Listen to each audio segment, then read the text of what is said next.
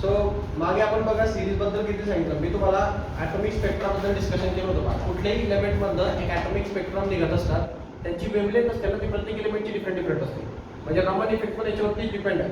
रमन इफेक्टमध्ये पण तोच प्रकार आहे की त्याचे जे स्पेक्ट्रा निघतात ते स्पेक्ट्रा प्रत्येकाचे वेगवेगळे असतात. आपल्याला इलेमेंटला जर आयडेंटिफाय करायचं असेल कुठल्याही न्यू इलेमेंटला आणलं तुम्ही आणि तो इलेमेंट किती जरी सिमिलर असला दुसऱ्यासारखा तरी पण आपल्याला त्याला सेपरेटली आयडेंटिफाय करता येतं with the help of spectrum. त्याचा स्पेक्ट्राची वेव्हलेंथ आणि त्या आधीच्या इलेमेंटच्या स्पेक्ट्राची वेव्हलेंथ डिफरंटच असणार. कळलं का? म्हणजे कितीही सिमिलर जर 99% जरी असेल तरी 1% मध्ये आपल्याला वेगळं दिसतं. त्यामुळे आपल्याला इलेमेंटला आयडेंटिफाय करण्यासाठी आपण या स्पेक्ट्रमचा यूज करतो. कुठल्या इलेमेंटचे वेगवेगळे ग्राफ्स तयार होतात. सो याच्यामध्ये सिरीज आहेत पहा. फ्रिक्वेन्सीच्या हिशोबाने वेव्हलेंथच्या हिशोबाने त्यांनी सिरीज बनवलेले आहेत. मग ते Lyman series, Balmer series, Paschen series, त्यानंतर ब्रॅकेट सिरीज आणि पिफर्ड सिरीज अशा 5 सिरीज आहेत. वेव्हलेंथच्या हिशोबाने 5 बनवलेल्या सिरीज आहेत त्या. पण त्याच्या वेव्हलेंथचे लिमिटेशन्स असतात. आता तुम्हाला एक ग्राफ तुम्हाला एक दिसतोय पण डायग्राम 15.3 वरती. ओके 15.3 नंबरची डायग्राम आहे. त्याच्यामध्ये बघा लायमन लिमिट, बाल्मर लिमिट आणि पास्चन लिमिट दिलेली. ठीक आहे. त्याच्यामध्ये सुरुवातीला पण 90 नॅनोमीटर पासून तर 120 नॅनोमीटर पर्यंत लायमन सिरीज काम करते. नॅनोमीटर म्हणजे काय? ती वेव्हलेंथची रेंज. म्हणजे 90 नॅनोमीटर टू 120 नॅनोमीटरच्या रेंजमध्ये लायमन सिरीज काम करणार. म्हणजे त्या स्पेक्ट्राला लायमन सिरीजचा स्पेक्ट्रा दिसतो. त्याच्यानंतर बाल्मर लिमिट जी आहे ती 400 नॅनोमीटर टू 600 नॅनोमीटरच्या जवळपास. आणि पास्चन जी आहे ती 0.5 मायक्रोमीटर. नॅनो म्हणजे 10⁻⁹ असतं. हे थोडी मोठी झाली. मायक्रो म्हणजे 10⁻⁶ आहे. वरच्या खूप लहान आहे. ही थोडी मोठी वेव्हलेंथ. कळलं का? मायक्रो मोठं असतं, नॅनो छोटं असतं. ओके. सो पास्चन सिरीजची लिमिट 0.5 मायक्रोमीटर टू 2 मायक्रोमीटर पर्यंत आहे पास्चनची वेव्हलेंथ. सो या वेव्हलेंथ्स आहेत. लक्षात ठेवायची तशी काही गरज नाही. न्यूमेरिकल्स येतील त्याच्यानुसार कन्फर्म करायचं असतं आपल्याला की कोणची सिरीज वापरायची काय नाही. तिच्यावरती ठरतं. खाली एक तुम्हाला फॉर्म्युला दिलेला आहे पहा. Observe that the wavelength of emission lines are found to obey the relation. म्हणजे हे जेवढ्या काही सिरीज आहेत तेवढ्या सिरीज कोणते रिलेशन उभे करतात? तर हे रिलेशन उभे करतात. हे रिलेशन तुम्हाला लक्षात ठेवायचे. 1/λ is r in bracket 1/n² minus 1/n². या रिलेशनला तुम्हाला लक्षात ठेवायचं. या सर्व series Lyman series, Paschen series, Balmer series, Brackett series आणि पिफर्ड सिरीज या सर्व सिरीज यांच्या नंबर ऑफ ऑर्बिट्सवरनं डिसाईड होतात. कळलं का? n आणि m च्या व्हॅल्यूजवरनं ते आणि या लॅम्बडाची व्हॅल्यू चेंज होत राहते. कळलं का? म्हणजे किती नंबरचा ऑर्बिट आहे त्याच्यावरनं ही लॅम्बडाची व्हॅल्यू चेंज होत राहील ना. आणि लॅम्बडा चेंज होत राहिलं म्हणजे ही सिरीज चेंज होत राहते. मी आता सांगितलं तुम्हाला त्याची रेंज आहे. कारण यांच्या याला पण बाल्मर, पास्चन वगैरे म्हणतो. तेवढ्या रेंजमध्ये जर वेव्हलेंथ आली तर त्याला लायमन म्हणतात. तेवढ्या रेंजमध्ये जर वेव्हलेंथ आली तर आपण त्याला ब्रॅकेट सिरीज म्हणतात. ठीक आहे. सो हा फॉर्म्युलामध्ये n आणि m च्या व्हॅल्यूज तुम्हाला क्वेश्चनमध्ये चेंज केलेल्या असतात. त्याच्यानुसार आपल्याला सिरीज वगैरे करायचे असतात. कळलं का? सो हा फॉर्म्युला लक्षात ठेवा. 1/λ. लॅम्बडा म्हणजे काय असते? Wavelength of the light. Wavelength म्हणजे काय? आता लाईट जर जात असेल तर ही 1 सायकल कंप्लीट होण्यासाठी लागणारा डिस्टन्सला आपण लॅम्बडा म्हणतो. कळलं का? Distance to cover 1 cycle, 1 crystal 1 drop. Then n म्हणजे काय? नंबर ऑफ ऑर्बिट्स असतात. म्हणजे कोणत्या नंबरच्या ऑर्बिटमध्ये तुम्ही आहात सध्याला. ठीक आहे. तर कॉन्स्टंट असतात. याची व्हॅल्यू कॉन्स्टंट असते. 1 2 3 4 5 6 अप टू इन्फिनिटी पर्यंत जात असते. मग याच्याने आपल्याला नंबर ऑफ ऑर्बिट कळतात. म्हणजे कोणत्या नंबरच्या ऑर्बिटमध्ये तुम्ही सेकंड नंबरचा ऑर्बिट आहे, थर्ड नंबरचा ऑर्बिट आहे, फोर्थ नंबरचा ऑर्बिट आहे. तर ती व्हॅल्यू अप टू n पर्यंत असते. ठीक आहे. m पण इंटिजरच असतो. ठीक आहे. हे दोघं इंटिजर्स असतात. m नाही मास नाही. इंटिजर असतो. इंटिजर म्हणजे ते पण ऑर्बिटची काउंटिंग दाखवतो. हे कळेल तुम्हाला. ॲटमची रिलेट असं आहे की n म्हणजे नंबर ऑफ ऑर्बिट्स रिप्रेझेंट करतात आणि m हा जो असतो हा त्याच्यामधनं जाणाऱ्या एनर्जीला रिप्रेझेंट करतो. कॉन्स्टंट असतो. म्हणजे त्याच्यात किती एनर्जी रिड्यूस होते म्हणजे त्याची वेव्हलेंथ किती कमी होते ते सांगतो. कळलं का? कॉन्स्टंट आहे. Proportionality constant. ओके. ते असं येते 1/λ इज डायरेक्टली प्रपोर्शनल टू दिस. मग ते काढ त्याच्याबद्दल ते प्रपोर्शनॅलिटी कॉन्स्टंट टाकलेलं. सो याच्यामध्ये तिघच पिकं कॉन्स्टंट आहे. ते तिघच पिकं कॉन्स्टंट चेंज झाले की वेव्हलेंथ चेंज होते. असं तर फॉर्म्युला. आता याच्यानुसार सिरीज तयार होणार ते सांगतो मी तुम्हाला. ओके. सो याच्यामध्ये एवढंच लक्षात ठेवायचं तुम्हाला. फक्त एक गोष्ट याच्यात लक्षात ठेवायची आहे की लॅम्बडाची व्हॅल्यू हे यम नुसार व्हॅल्यू होती. ठीक आहे, आता हे त्या मॅक्सवेलच्या म्हणण्यानुसार आहे किती डिके होणार त्याच्यानुसार ते लॅम्बडा कंटिन्युअसली चेंज होत राहतो, वेव्हलेंथ चेंज होत राहतो. मग तो डिके वगैरे कसं आहे हे मासवरती यमच्या कॉन्स्टंटवरती डिपेंड आहे. यम जर का इन्क्रीज झाला तर काय होईल, याच्यामधनं जास्त सबट्रॅक्ट होईल ना, सबट्रॅक्शन जास्त होईल की नाही. मग सपोज जर इथे 10 होता आणि हा याच्यातनं 5 सबट्रॅक्ट होतोय, 5 उरले की नाही, आणि हा जर का 5 च्या ऐवजी किती सपोज 2 आहे तर जास्त होतील ना इथं, कळलं का. सो जेवढा जास्त सबट्रॅक्ट होईल तेवढी व्हॅल्यू कमी होते. मोठा सबट्रॅक्ट झाला तर व्हॅल्यू 5 झाली आणि छोटा सबट्रॅक्ट झाला तर व्हॅल्यू 7 झाली ना, 8 झाली ना. ठीक आहे ना. सो लार्जर नंबर जर सबट्रॅक्ट होणार तर व्हॅल्यू कमी होते म्हणजे यांची, आणि यांची व्हॅल्यू कमी झाली म्हणजे ही अल्टिमेटली कमी झाला की नाही, कळलं का. हा मग हे यम जेव्हा इन्फिनिटीला पोहोचतं म्हणजे आपण समजा याच्यामध्ये असं म्हणतो की लॅम्बडा एम कधी पण एन पेक्षा मोठा राहील का, आपला एन मोठा राहील का एन पेक्षा, कंपल्सरी नाही, कॉन्स्टंट आहे, 1 पासून स्टार्ट होतं, काही असू शकतं. निगेटिव्ह मध्ये पण जाऊ शकतो. निगेटिव्ह नाही, फक्त होल नंबर, होल नाही, इंटरनॅशनल नंबर, होल पण येत नाही, 0 पण येणार नाही, 0 लागले इन्फिनिटी होते, कळलं का.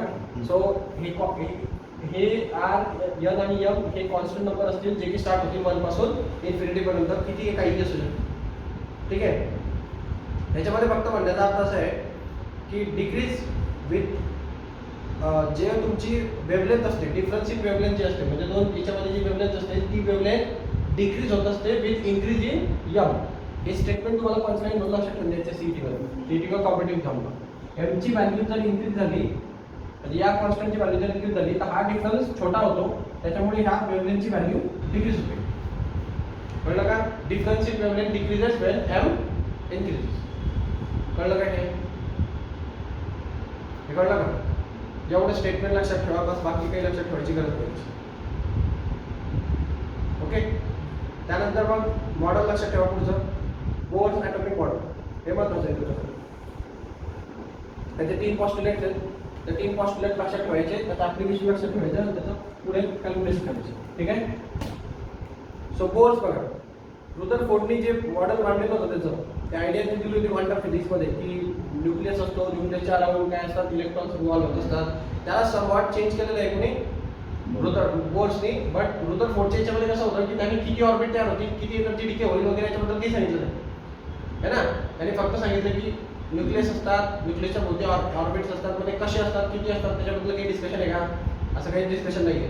बट बोर्सनी मध्ये त्याच्यानंतर ॲटॉमिक मॉडेलमध्ये किती ऑर्बिट असू शकतात, किती इलेक्ट्रॉन्स असेल तर किती ऑर्बिट जनरेट होतील याच्याबद्दल डिस्कशन केलं, कळलं का. सो पॉस्ट्युलेट 1 दोघांचं सेम आहे, रुदरफोर्डचं आणि बोर्सचं. पॉस्ट्युलेट 1 आहे the electron revolve around the nucleus in a circular orbit. हे दोघांचं सेम आहे ना. रुदरफोर्डने पण तेच सांगितलं नाही की न्यूक्लियसच्या अराउंड ते सन आणि प्लॅनेट सारखे मूव्ह होतात. सो दोघांच्या फर्स्ट पॉस्ट्युलेटमध्ये काही फरक नाही. पण यांनी फर्स्ट पॉस्ट्युलेट अशासाठी घेतलेलं आहे की फर्स्ट पॉस्ट्युलेटमध्ये त्याला हे रिप्रेझेंट होतं की जर ते सर्क्युलर ऑर्बिटमध्ये मूव्ह होतात तर यांच्यामध्ये एक सेंट्रिफ्युगल फोर्स आणि एक सेंट्रिफ्युगल फोर्स लागला पाहिजे, बरोबर ना. आणि तो सेंट्रिफ्युगल फोर्स आणि सेंट्रिफ्युगल फोर्स याच्या रेडियसला डिसाईड करतो. मागच्या वेळेस पण सांगितलं मी तुम्हाला, तर ज्याला अट्रॅक्शन फोर्स जेवढा असेल तेवढी रेडियस कमी होत जाते है ना. आणि हे जर इलेक्ट्रॉनची संख्या कमी झाली तर तो रिपेल व्हायला लागतो, म्हणजे ते दूर जाते. मग हा सेंट्रिपिटल आणि सेंट्रिफ्युगल फोर्स म्हणजे न्यूक्लियस फोर्स जो असतो तो सेंट्रिपिटल अट्रॅक्टिव्ह फोर्स असतो आणि हा सेंट्रिफ्युगल फोर्स असतो. याच्यामुळे त्याची रेडियस किती असणार, त्याची रेडियसची साईज किती असेल हे आपल्याला कळतं, समजलं काय. आणि ते कोणावर डिपेंड आहे, ते याच्या इलेक्ट्रॉनच्या काउंटिंगवर डिपेंड आहे, समजलं ना. मागच्या वेळी सांगितलं तुम्ही पहा, हे पोलॅरिटी रिव्हर्स असते, इथं मध्ये पॉझिटिव्ह चार्ज आहे, हे निगेटिव्ह जर वाढले तर ते एकमेकाला अट्रॅक्ट करतात, त्यामुळे साईज कशी होते, रेडियसची कमी होते, म्हणजे ॲटॉमची साईज कमी होते. मग हे बोर्सने एक्सप्लेन केलंय पुढे की ॲटमची साईज किती असणार, रेडियस त्याची कितव्या इलेक्ट्रॉन्सला किती असेल, कळलं का. मग सेकंड पॉस्ट्युलेट महत्वाचं आहे, फर्स्ट सेम आहे. सेकंड पॉस्ट्युलेट मध्ये पहा, the radius of orbit of an electron, ठीक आहे. Radius of an orbit of electron can only take a certain fixed value such that the angular momentum of electron in this orbit is an integral multiple of h by 2 pi, h being a Planck constant. So म्हणण्याचा अर्थ याचा की जर कुठलाही radius of orbit असेल, radius of orbit of electron can take certain fix value, म्हणजे कधी पण रेडियसची एक फिक्स व्हॅल्यू येत असते, ते काय येत असते, तर ते अशामुळे येत असते की त्याचं अँग्युलर मोमेंटम जे आहे इलेक्ट्रॉन्सचं, आता जे हे इलेक्ट्रॉन्स मूव्ह होत आहेत बरोबर, मूव्ह होत आहेत ना हे सर्क्युलर ऑर्बिट मध्ये, तर ही कोणत्या टाइपची मोशन परफॉर्म करते, रोटेशनल मोशन. कोणची रोटेशनल आहे का सर्क्युलर आहे का स्ट्रेट लाईन आहे, सर्क्युलर मोशन आहे ना, रोटेशनल नाही आहे ती स्वतःच्या ऍक्सिस भोवती रोटेट होत का नाही, ते दुसऱ्या भोवती रोटेट होतात म्हणजे सर्क्युलर मोशन. कळलं का, स्वतःच्या ऍक्सिस भोवती रोटेट झाले रोटेशनल मोशन. सर्क्युलर मोशन असेल तर याच्यामध्ये मोमेंटम क्रिएट होतं की नाही, मास इनटू वेलोसिटी, त्याला तुम्ही काय म्हणतात अँग्युलर मोमेंटम. ठीक आहे, पहिल्या चॅप्टरचा टॉपिक आहे रोटेशनल डायनामिक्स. ठीक आहे, सो अँग्युलर मोमेंटम हा कॉन्सेप्ट मागे बघितलेला आहे आपण पहा. लिनियर मध्ये मोमेंटम म्हणजे काय असतं, मास इनटू वेलोसिटी म्हणजे मोमेंटम असतं. एक स्पीड मध्ये तो फिरत असतो, त्याच्या मास आणि त्याच्या वेलोसिटी मुळे त्याच्यामध्ये एक फोर्स जनरेट होत असतो, त्याला म्हणतो आपण मोमेंटम. पण अँग्युलर मध्ये हे मास इनटू वेलोसिटी असं नसतं, फक्त एनालॉजीने घेतलं जातं. एनालॉजीच्या हिशोबाने काय असतं ते आय ओमेगा. ठीक आहे, सो आय ओमेगा असतं नाही, मग आता याला आय ओमेगा घेऊ शकता तुम्ही, किंवा मग दुसरे अँग्युलर मोमेंटमचे बरेच काही फॉर्म्युले पाहिलेले आपण मागच्या वेळेला. तुम्हाला एम व्ही आर हा पण एक फॉर्म्युला होता है ना, हे ओमेगा असतं नाही एम व्ही. आता हे V is equal to R, V is equal to R omega असतं का, तर ओमेगाची व्हॅल्यू काढलेली. ठीक आहे, सो तिला टाकलेली इथं वेलोसिटीची, अँग्युलर वेलोसिटी असेल ना याच्याकडे, तुम्हाला रिलेशन आहे पहा, v is equal to rotational dynamics मध्ये linear velocity is equal to r into angular velocity असते. बरोबर आहे, तर मग ओमेगा v अपॉन r येतं. याला मी कॉन्सेप्ट सिम्प्लिफाय केलाय, तो m r स्क्वेअर असतो ना, तो एक r कॅन्सल झालेला आहे आणि एक r उरलेला आहे. लिनियर मध्ये मास इनटू वेलोसिटी असते, हे लिनियरचं झालं. कळलं का, अँग्युलर मोमेंटम हे r इनटू लिनियर मोमेंटम असतं. हे आठवलं का, हा, हे लिनियर मोमेंटम म्हणजे काय असतं, m v आणि हा इकडे उरला r, तो काय फॉर्म्युला भेटेल, m v r भेटेल ना, नाही कळलं. हे अँग्युलर लिनियर मोमेंटमचं रिलेशन रेडियसची रिलेशन आहे, ते तुम्हाला 3-4 रिलेशन सांगितले तुम्ही. v is equal to r omega असतं म्हणून है ना, s is equal to r theta असतं म्हणून, alpha is equal to r linear acceleration असतं म्हणून, आणि angular momentum r into linear momentum असतं म्हणून. रोटेशनल डायनामिक्स मध्ये शिकवलंय ते सगळं पहिल्या चॅप्टर मध्ये, इथून घेतलेले रिलेशन आहेत ते सर्क्युलर ऑब्जेक्ट म्हणून. मग ह्या अँग्युलर मोमेंटमचा फॉर्म्युला होतो VMVR. ठीक आहे, मग याच्यामध्ये काहीतरी अँग्युलर मोमेंटम असलं पाहिजे की नाही, कारण हा सर्क्युलर ऑब्जेक्ट मध्ये फिरतोय, तर हे याचं अँग्युलर मोमेंटम. आणि अँग्युलर मोमेंटम बद्दल तुम्हाला एक गोष्ट माहिती असेल, अँग्युलर मोमेंटम ऑलवेज कॉन्स्टंट असतं when external force is absent. जेव्हा तुम्ही कुठलाही एक्सटर्नल फोर्स लावलेला नसतो, दॅट टाइम त्याचा अँग्युलर मोमेंटम ऑलवेज कॉन्स्टंट असतं. म्हणजे हे म्हणण्याचा अर्थ आहे की हे मी जर इथून असं एक फेकतोय काहीतरी असं पुचर, तर याला जर स्ट्राईक होतंय आणि परत तिकडे जातंय, तर याला भेटलेलं मोमेंटम या दोघांचं मोमेंटम या उचलण्याच्या सुरुवातीच्या मोमेंटम एवढं असतं. नाही कळलं, म्हणजे इनिशियल मोमेंटम आणि फायनल मोमेंटम इक्वल असतं. जेव्हा तुम्ही त्याच्यावर काहीतरी एक्स्ट्रा काहीतरी करत नाही, समजा मी याला एक्स्ट्रा काहीतरी पकडून घेतोय, तर मग काही नाही होणार, ते चेंज झालं. फ्रिक्शन तर मग ते त्याचं आहेच ना, मग फ्रिक्शनचा पण मोमेंटम पकडलं जाईल ना, त्यांनी पण घेतलं काहीतरी. कळलं का, म्हणजे तुम्ही देताना जेवढं होतं तेवढंच तुम्हाला बाकी खंडीकडे सेपरेट होताना दिसतं. त्या सर्व सेपरेट झालेल्याचं जर तुम्ही समजेल तर आपल्याला आपण जेवढं दिलं होतं तेवढंच पडतं. एनर्जी सारखं, एनर्जी कॉन्झर्वेशन सारखं, एनर्जी जर मी बोलतोय हे सगळीकडे डिस्ट्रीब्यूट होतंय ना, हे सर्व जर प्लस केली तर माझी जेवढी बोललेली होती तेवढीच बनी. कळलं का, सेम अँग्युलर मोमेंटमचं असतं. अँग्युलर मोमेंटम ऑलवेज कॉन्स्टंट असतं when external force is not apply on it. ठीक आहे, जोपर्यंत एक्सटर्नल फोर्स तुम्ही लावत नाही, जर तुम्ही एक्सटर्नल फोर्स लावला तर ते कॉन्स्टंट राहणार नाही. हा क्वेश्चन पडलेला आहे एकदा जेईला, थेरी क्वेश्चन मध्ये. पुढे पहा, तर अँग्युलर मोमेंटम MVR असणार आहे. ठीक आहे, हे MVR जे असणार आहे प्रत्येक इलेक्ट्रॉनचं मोमेंटम असेल ना, हे मोमेंटम इंटिग्रल मल्टिपल ऑफ, हे काय असतं अँग्युलर मोमेंटम, हे असतं इंटिग्रल मल्टिपल ऑफ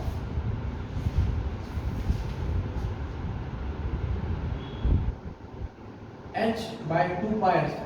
म्हणजे h/2π ला कोणीतरी नंबरनी मल्टिप्लाय करायचं, म्हणजे n वगैरे कोणतरी असेल. ठीक आहे, त्याला इंटिग्रल मल्टिपल म्हणतो आपण. म्हणजे कोणत्यातरी नंबरनी जर मी याला मल्टिप्लाय केलं तर आपल्याला काय मिळतं, अँग्युलर मोमेंटम मिळतं प्रत्येक इलेक्ट्रॉनचं. म्हणजे प्रत्येक इलेक्ट्रॉनचं मोमेंटम कसं निघणार, तर ते कॉन्स्टंट असतं ना, तर त्याला एका एच आहे ना, एच नाही, एच आहे, एच म्हणजे आपला एक कॉन्स्टंट असतो, फिक्स असतो. ठीक आहे. प्लॅंक कॉन्स्टंट डिवाइड बाय 2 पाय. या रेशोला जर आपण कुठल्याही नंबरने म्हणजे एक इंटिग्रल नंबरने मल्टिप्लाय केलं तर आपल्याला त्या इलेक्ट्रॉनचा अँग्युलर मोमेंटम भेटतो. कळलं का? एक कोणाचं पोस्टुलेट आहे, बोरचं सेकंड पोस्टुलेट. एवढं लक्षात ठेवायचं तुम्हाला, बरोबर लिहिते.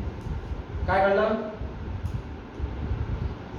h/2π ला हे integral multiple of h/2π is called as angular momentum. कळलं का? म्हणजे h/2π ला कोणत्याही नंबरने मल्टिप्लाय केला, कोणत्यातरी एका नंबरने मल्टिप्लाय केलं की आपल्याला त्या इलेक्ट्रॉनचा अँग्युलर मोमेंटम भेटतो. म्हणजे त्याला नंबरने मल्टिप्लाय करावा लागतो, म्हणजे तेवढ्या नंबरचा. कळलं का? हे बोरचं सेकंड पोस्टुलेट. रफ करू.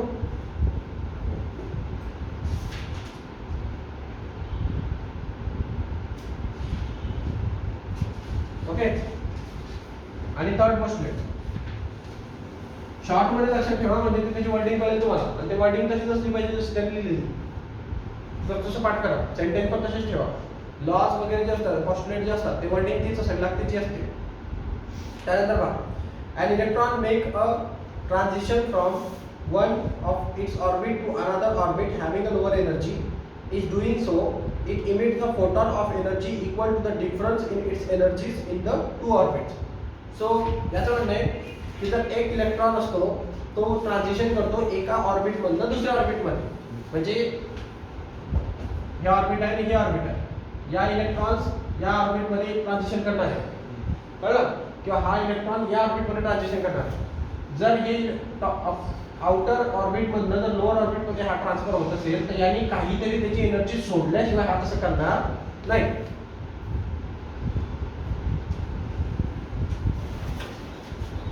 ओके. सो काहीतरी एनर्जी सोडल्याशिवाय तसं करणार नाही. ठीक आहे. सो याच्यामध्ये कसं असतं, काहीतरी हा फोटॉन त्याच्यामधनं बाहेर सोडत असतो. म्हणजे त्याच्याकडे काहीतरी एनर्जी असते, ते तो रिलीज करतो, म्हणून तो खालच्या ऑर्बिट मध्ये येऊ शकतो. कळलं का? त्याच्याकडे एनर्जी असेल तर तो खालच्या ऑर्बिट मध्ये येणार नाही, तो बाहेर असेल. ओके. सो त्याची जी एनर्जी असते ती कोणाच्या फॉर्म मध्ये कन्वर्ट होते, फोटॉन्सच्या फॉर्म मध्ये बाहेर निघते. ओके. फोटॉन्स म्हणजे लाईटचे पार्टिकल सारखे वर्क करणारे बंडल्स असतात. म्हणजे लाईट हा जेव्हा पार्टिकल सारखा वर्क करतो दॅट टाइम त्याला फोटॉन म्हणतात. क्लिअर? ते बंडल्स असतात वेव्हचे. सो त्या काहीतरी एनर्जी हे कशाच्या फॉर्म मध्ये रिलीज करणार, फोटॉन्सच्या फॉर्म मध्ये रिलीज करणार. तेव्हा तो हायर ऑर्बिट मधून लोअर ऑर्बिट मध्ये येऊ शकतो. त्याला काहीतरी एनर्जी रिलीज करायला. कळलं का? आणि सेम कॉन्सेप्ट कॉन्व्हर्स पण येतो. खालच्या इलेक्ट्रॉनला जर का वरच्या ऑर्बिट मध्ये जायचं असेल तर त्याला काहीतरी फोटॉन्स मध्ये एनर्जी घ्यावी लागते, तेव्हा तो वरच्या ऑर्बिट मध्ये जातो. ठीक आहे. हे पोस्टुलेट आहे थर्ड.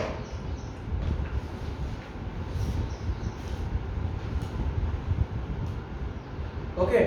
सो इमिटेड फोटॉन्स हे कोणावर डिपेंड असतील, तर किती फोटॉन इमिट करेल हे पण महत्त्वाचं आहे ना. म्हणजे एका ऑर्बिट मध्ये ह्या ऑर्बिट मध्ये ह्या ऑर्बिट मध्ये जेवढा एनर्जी मधला डिफरन्स असतो, सो याच्या ऑर्बिट मध्ये आउटर ऑर्बिट मध्ये एनर्जी आणि इनर ऑर्बिट मध्ये एनर्जी यांच्यातला डिफरन्स जो असणार तेवढे फोटॉन्स हा बाहेर सोडतो.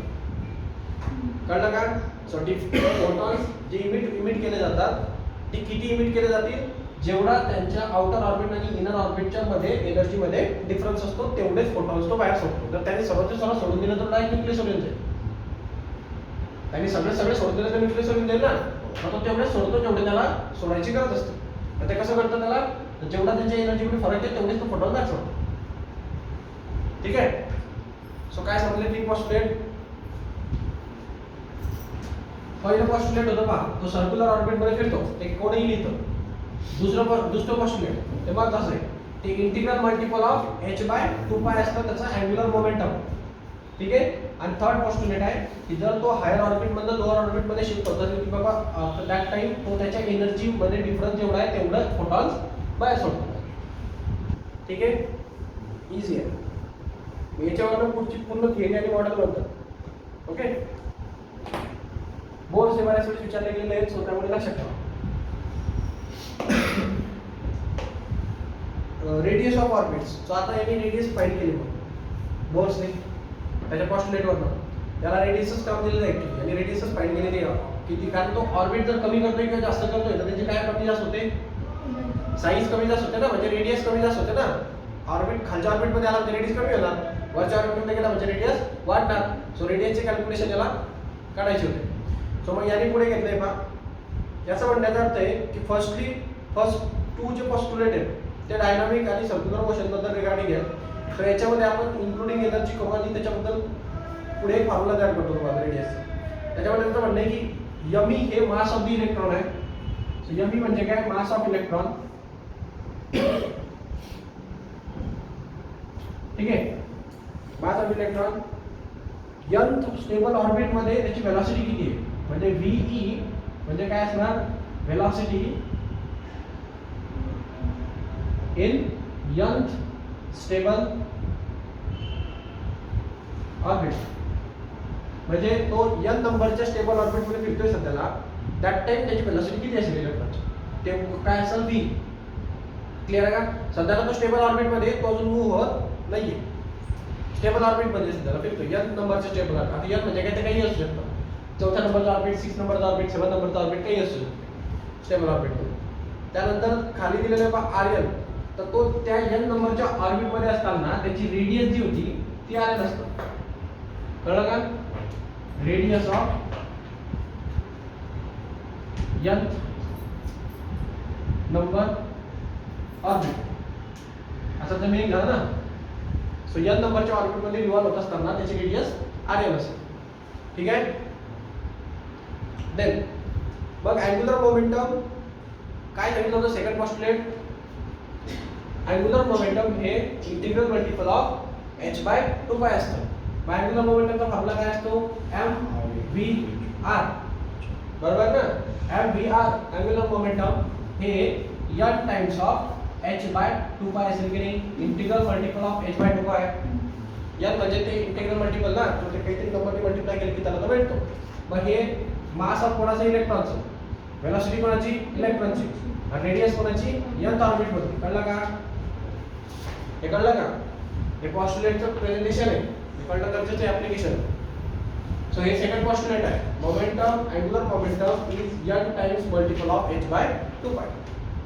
ठीक आहे. h म्हणजे काय, प्लँक कॉन्स्टंट असतो, त्याची व्हॅल्यू फिक्स असते. 2π तर तुम्हाला माहिती आहे. ठीक आहे. याच्यामध्ये हा जो n नंबर येतो म्हणजे किती नंबरने मल्टिप्लाय केलं h/2π ला की त्याचं मोमेंटम भेटतं त्या ऑर्बिटचं. तर हा जो n नंबर असतो ना, म्हणजे त्याला म्हणतो आपण इंटिग्रल मल्टिपल. क्लिअर ना, इंटिग्रल मल्टिपल ऑफ h/2π, त्याला प्रिन्सिपल क्वांटम नंबर म्हणतात. काय म्हणतात,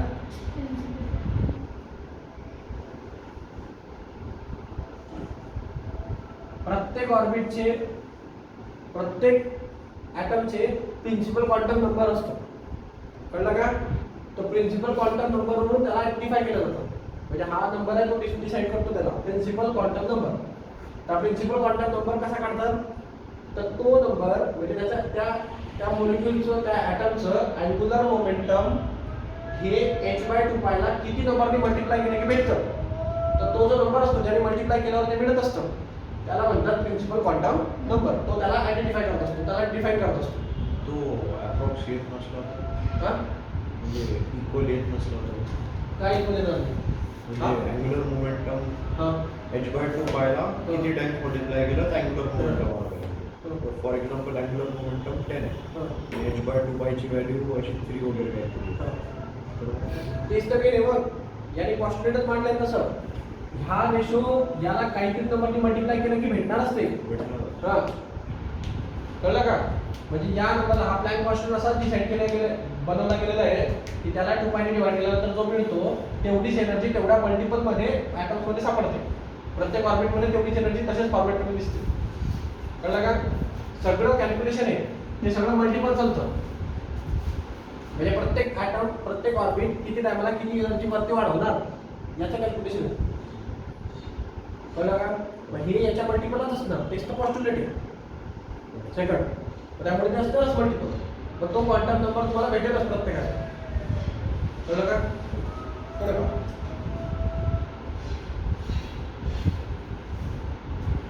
बोर आहे, लक्ष द्या, महत्वाचं आहे. बोर आहे ना. बोहरचं बोर आहे तो.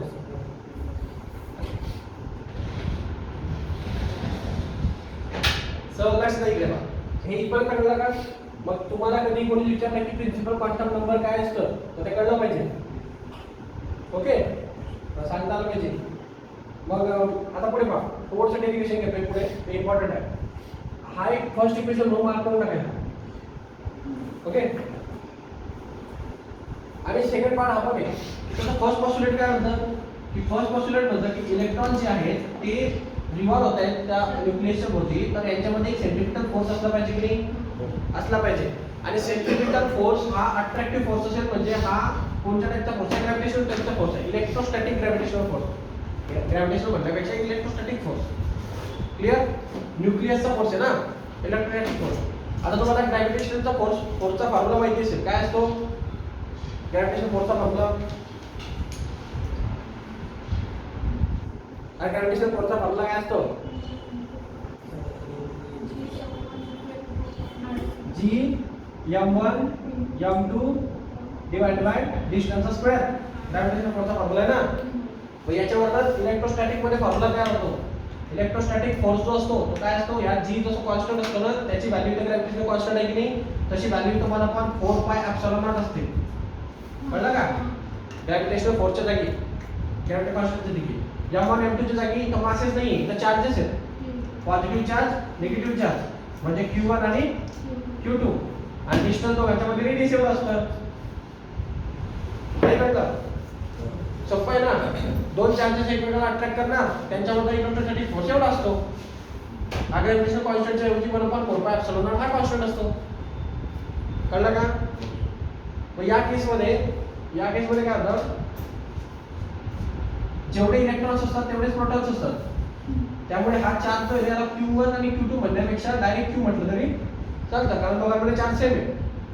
कळलं का? पॉझिटिव्ह जेवढे तेवढेच निगेटिव्ह असणार, कारण न्यूक्लियस हा इलेक्ट्रिकली न्यूट्रल असतो. ॲटम हा इलेक्ट्रिकली न्यूट्रल असतो. सो दॅट्स वाय चार्जेस दोघांचे सेम असणार. सो q हा q² होईल की नाही? हे कळलं का? सो इथपर्यंत जर तुम्हाला कळलं असेल तर हे मी सांगितलं ते कळलं. मग हा कोणता फोर्स झाला? इलेक्ट्रोस्टॅटिक फोर्स झाला, जो दोन चार्जच्या मध्ये असतो. आता हा इलेक्ट्रॉन्सला हा इथले प्रोटॉन्स ओढून मारतात की नाही? मग यांच्यामध्ये कोणत्या टाईपचा फोर्स आहे? हा फोर्स असेल ना, सेंट्रिपिटल टाईपचा फोर्स. सेंट्रिपिटल फोर्स आहे का? सेंट्रिपिटल काय असतो? जो सेंटरकडे टुवर्ड्स असतो तो सेंट्रिपिटल फोर्स असतो. मग हा जो फोर्स आहे हा इलेक्ट्रॉनला इकडे ओढतो की नाही? म्हणजे हा फोर्स कोणा एवढा असला पाहिजे? सेंट्रिपिटल फोर्स एवढा असला पाहिजे ना. नाही कळलं? मग हा जो फोर्स आहे याच्यामध्ये हा q जो आपण चार्ज पडलेला आहे त्या चार्जला या केसमध्ये हा ZE म्हणतो. कळलं का? ZE म्हणजे total positive charges on the nucleus.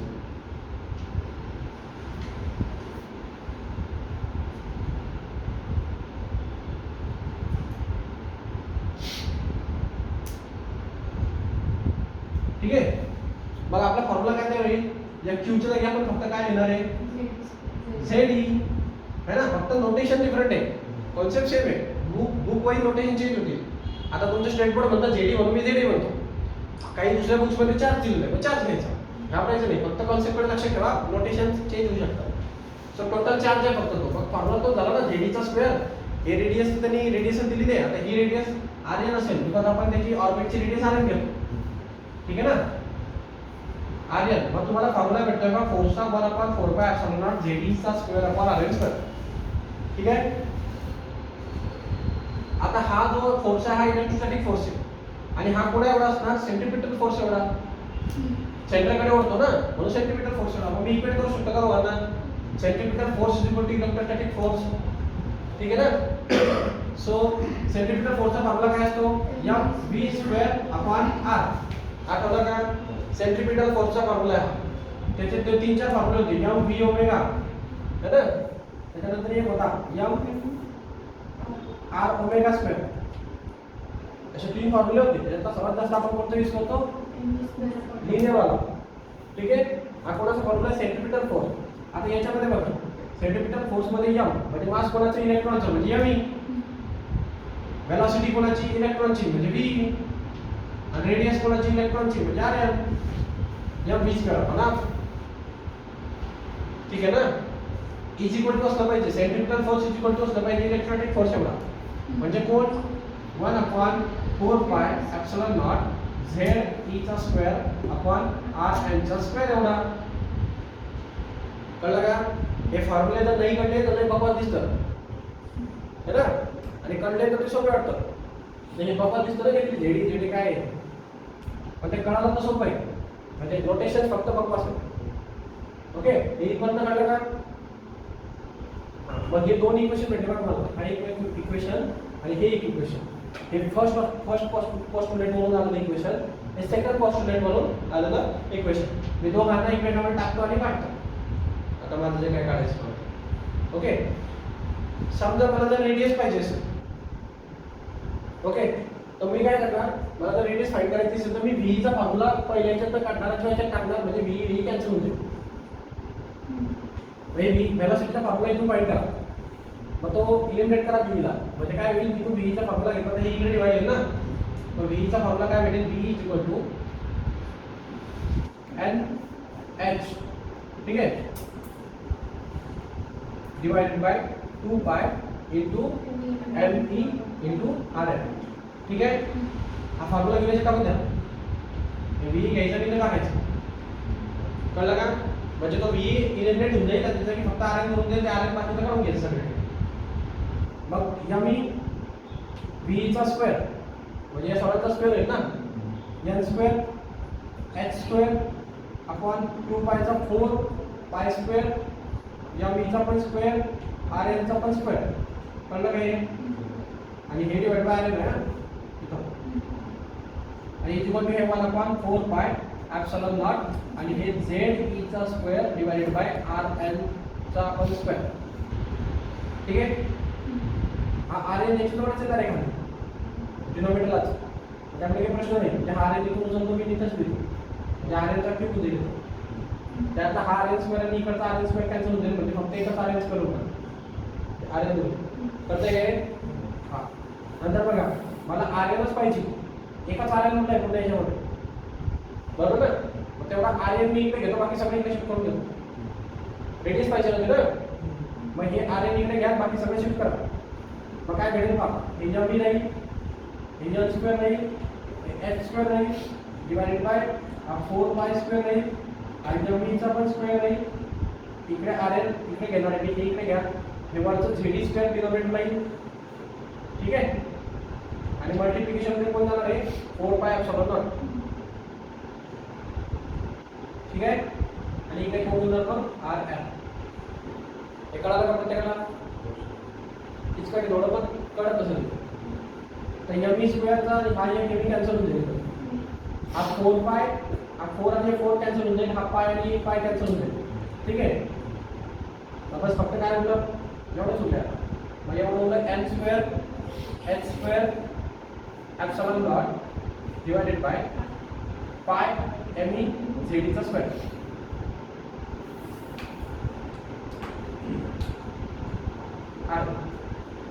ठीक आहे बरोबर आहे का फॉर्म्युला बघा हा फॉर्म्युला तुम्हाला पाठ करायचा हे यासाठी काढून दाखवलं की कॉम्पिटिटिव्ह एक्झाममध्ये मर्जी होते तशी शक्यता कमी आहे बट विचारलं तरी आलं पाहिजे पण त्याच्यासाठी महत्त्वाचं नाही आहे ते कॉम्पिटिटिव्हसाठी महत्त्वाचं कॉम्पिटिटिव्हला समटाईम्स काय होतं आपल्याला झेडीची किंमत विचारली जाते किंवा मग मार्क्सची किंमत विचारली जाते किंवा नंबर ऑफ म्हणजे क्वांटम प्रिन्सिपल क्वांटम नंबरची किंमत विचारली जाते मग आपल्याला हे रिलेशन कळले पाहिजे म्हणजे हे मेन रिलेशन आहे हे आणि हे घेऊन याला इक्वेट करायचं मग काही काढतं कळलं का त्याच्यासाठी हे शिकवलं आणि हे शिकवलं हे खालचं आलं पाहिजे तुम्हाला हे ओके हे जर तुम्हाला जमतंय तर मग तुम्ही कुठलंही रिलेशन कसंही काढू शकता त्यामुळे बेसिक गोष्ट लक्षात ठेवा आपोआप जमतो हा फॉर्म्युला डायरेक्ट होत नाही म्हणजे होण्यासारखा नाही आणि झाला तरी कळत नाही काय ठीक आहे बरोबर आहे का हा इकडे पहा दुसरं पण आहे रेडियस. सेम याच्यामध्ये काय करा, जशी तुम्ही v ची व्हॅल्यू काढली होती इथून v ची, जर तुम्हाला v ची व्हॅल्यू पाहिजे असेल तर तुम्ही याच्यात कोणाची व्हॅल्यू काढणार, मग r ची व्हॅल्यू काढणार. जर आता इथं v टाकला तर v भेटला का आपल्याला, v काय झालं ना. मग आपल्याला जर v ची व्हॅल्यू पाहिजे असेल पूर्ण कंप्लीट याच्यातनं, तर आपण काय करणार, इथनं r ची व्हॅल्यू काढणार, ती घेऊन याच्यात टाकणार, आपल्याला कोण भेटणार, वेलोसिटी भेटणार इलेक्ट्रॉनची. समजलं का. आणि तो वेलोसिटीचा फॉर्म्युला भेटतो ve इज इक्वल टू इलेक्ट्रॉनचं टोटल इलेक्ट्रॉन्सचा square divide by 2 epsilon naught h आणि m. ठीक आहे. हे दोन फॉर्म्युले तुम्ही लर्न जरी केले तरी चालतं. ओके. आता कशाला काय म्हणतात सांगायची की गरज आहे का, काय काय हे तरी दिले पासून सीडी म्हणजे काय, एमई म्हणजे काय, बी म्हणजे काय, आर म्हणजे काय, कशाला काय म्हणतात. हा सेंट्रिपिटल फोर्स आहे. सेंट्रिपिटल फोर्स आहे वाटतं तिथं टाकून घ्या. Centripetal force is equal to electrostatic force, nucleus force आहे.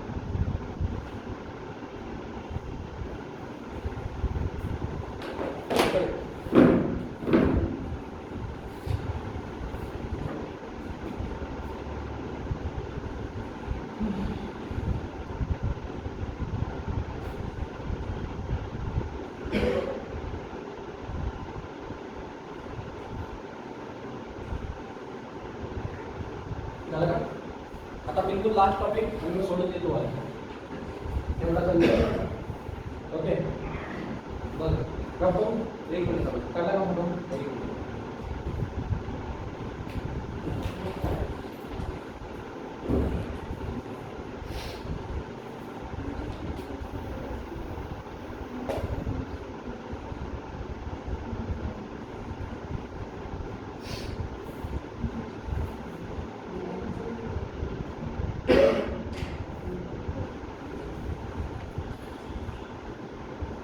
झालं का. तर बघा आता इम्पॉर्टंट न्यूमेरिकलसाठी हे एवढं सगळं ज्याच्यासाठी केलं ना ते सांगतो. हे जे फॉर्म्युले तुमचे आले तर रेडियस फाइंड करायची. ठीक आहे. याच्यामध्ये तुम्ही नीट बघा, हा प्रिन्सिपल क्वांटम नंबर आहे. प्रिन्सिपल क्वांटम नंबर आहे ना तुझ्या, ते बाकीचं ते सगळे लाईफ कॉन्स्टंट वगैरे ते मी तुम्हाला काय सांगितलं, प्रिन्सिपल क्वांटम नंबर ते मल्टिप्लाय केल्यानंतर ते मिळतात. प्रिन्सिपल क्वांटम नंबर ऑर्बिटला दाखवतो किती ऑर्बिटमध्ये. ओके. तर सपोज आपण जर हायड्रोजनसाठी घेतलं तर त्याचा ऑर्बिट एकच आहे की नाही, तर यांची व्हॅल्यू 1 चा स्क्वेअर 1च होईल. कळलं का. तर हायड्रोजनची रेडियस किती असेल, रेडियस ऑफ हायड्रोजन इथं 1 येईल. एकच ऑर्बिट आहे ना, एकच एलिमेंट आहे, तर इथं 1 येईल. इथं आन्सर असणार h square epsilon not upon, याला मी थोडं शॉर्ट थोडं व्यवस्थित लिहितो म्हणजे एम वगैरे टाकण्यापेक्षा पाय एम ई चा स्क्वेअर असं लिहितो म्हणजे ते कळायला जरा सोपं जातं. हे जेडी दिलं तर बाबा सरकार नाही. ओके. तुम्ही तुमच्या नोटेशन टाकू शकतात, तसं कंपल्सरी नाही की तुम्ही जेडीच टाका. म्हणजे इलेक्ट्रॉनचा चार्ज मास ऑफ इलेक्ट्रॉन पाय एप्सिलॉन नॉट आणि एच. ठीक आहे. समजा आता जरा समजायला. ओके. पाठ करायला. मग ही जो हा जो नंबर आहे ना, हा नंबर हायड्रोजनसाठी म्हणजे तुम्हाला इनडायरेक्टली काय आहे, जसजसे ऑर्बिट वाढतील तसतसे तुम्हाला याला फक्त यांनी मल्टिप्लाय करायचे. नाही कळलं. पहिलं ऑर्बिट एक सर्वात स्मॉलेस्ट रेडियस एक्सिस आहे ना हायड्रोजनची, सर्वात स्मॉलेस्ट पोच आहे ना, त्याची रेडियस सॉल्व होतं. त्याची रेडियस पण दिलेली तुम्हाला, ते पाठ जरी झाली तरी चांगलं आहे. काय रेडियस पहा आपला हायड्रोजनची 0.053 नॅनोमीटर. ठीक आहे. एवढी रेडियस इतकी बारीक असते. ठीक आहे. नॅनोमीटरचा मिनिंग करता का मला 10⁻⁹ म्हणजे याचा अर्थ असतो 0.053 याला डिवाइड बाय 1/90 एवढा छोटासा भाग. ओके. तर एवढा छोटा असतो. तर हे जे रेडियस आहे ना, ही रेडियस आपल्याला कोणाला जरी रेडियस काढायची असेल म्हणजे आता हे जर आपल्याला काढायचं असेल तर आपण काय करतो, ही व्हॅल्यू पाठ करून घेतो. याला एक यांनी मल्टिप्लाय केलं डायरेक्ट याचं नाही. कशाला हे कॅल्क्युलेशन सॉल्व्ह करत बसायची नाही कळलं. समजा मला हेलियमचा काढायचं आहे, बरोबर. मग आता हेलियमच्या याच्यामध्ये किती असतात समजा, नंबर ऑफ ऑर्बिट. हां नंबर ऑफ म्हणजे किती किती ऑर्बिट असतात, एकच ऑर्बिट असतं. हेलियमचा पण एकच आहे ना. समजा त्याच्यापेक्षा समजा 2 ऑर्बिटचा एक आहे कोणतरी, ठीक आहे, सोडियम वगैरे वाटलं 2 ऑर्बिट आहे त्याच्यामध्ये. मग यांची व्हॅल्यू किती येणार 2, बरोबर. मग यांचं नाही इथं कोणी 2 2चा स्क्वेअर 4. मग 4 इंटू हे पूर्ण करावं लागतं की नाही. मग हे पूर्णचे पूर्ण परत परत काढणार का तुम्ही, तर त्याच्यात हे डायरेक्ट पाठ करून घ्या, ही त्याचीच व्हॅल्यू आहे ना. मग डायरेक्ट 4 इंटू 0.053 करून टाकायचा विषय संपला. नाही कळलं हां. माझं म्हणण्याचा अर्थ आहे की ही जी व्हॅल्यू आहे ना, ही व्हॅल्यू तुम्ही ऑलरेडी पाठ करून घेतली 0.053 नॅनोमीटर. मग प्रत्येक वेळेला ते काढत बसायची नाही. जर त्यांनी म्हटलं थर्ड ऑर्बिटचा काढा, थर्डचा स्क्वेअर करायचा तर तो 9 इंटू हे करून टाकायचं, डायरेक्ट व्हॅल्यू भेटते रेडियसची.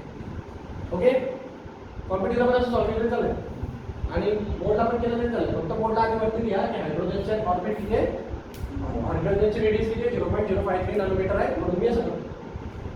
कळलं का, लिहून घ्या. हे कळलं तर तुम्हाला, हे महत्त्वाची गोष्ट. याला त्यांनी या टॉपिकला त्यांनी काय म्हटलंय, A0 म्हटलंय, ठीक आहे. मग त्याचा रेडियस कधी पण रेडियसचा फॉर्म्युला एकदम सिंपल होऊन गेला बघा.